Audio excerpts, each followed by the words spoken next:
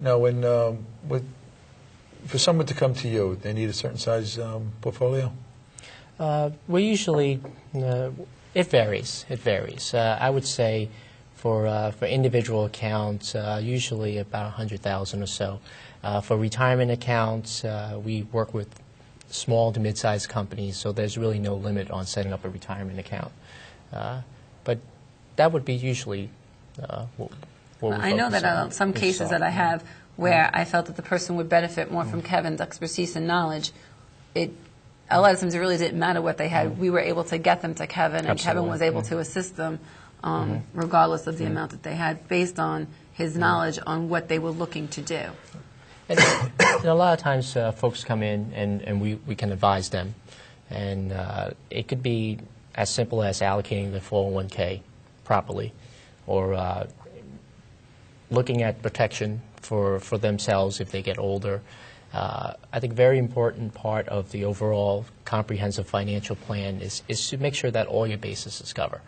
You know, I think it's important what you just touched on. We also offer something that we call a free second opinion.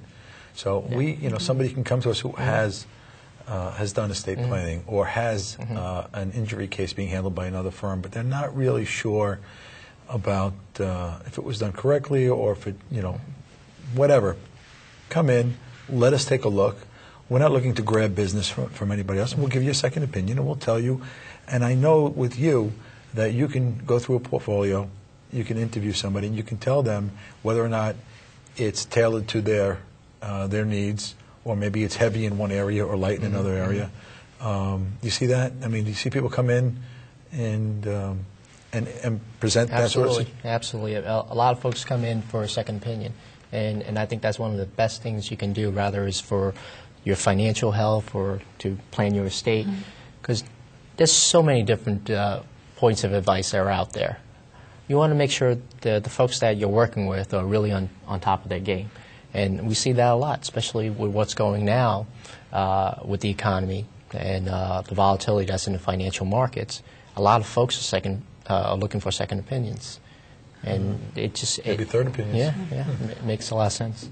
One of the things that I tell a lot of my clients is that, all of my clients when they do an estate planning, is I can give them the best estate plan, we can set them up, the financial planner can set them up the best possible way, but if they don't look into long-term care, that could upset the apple cart very easily. Absolutely. And the first thing everybody says, oh, it's just so expensive. How do you deal with that situation when we send them over to you? Well, we look at an individual. We want to make sure that they can afford it. Right. We look at their current assets and see what type of income they're getting from their trust accounts or estate, let's say their IRA accounts.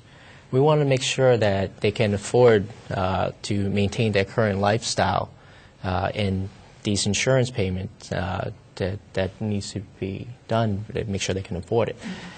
A lot of times you put together the perfect plan. You make sure that your ducks are in order, you're invested the proper way. You make sure that the portfolios are growing over time. They're keeping in mind for your long-term goals for your children. Right. And something happens. You might get sick. God forbid you get sick. Next thing you know, if you look at nursing home costs, it could be in the high 200s per day. I think that's and that could be taxing. I think the most important month average on Staten Island. I think the most important thing is that whether it's consulting with an attorney or consulting with a certified financial planner, you are taking steps in the right direction to plan to protect yourself against all the things that can go wrong. And that's what it is. That's the bottom line, as long as there's a plan in place.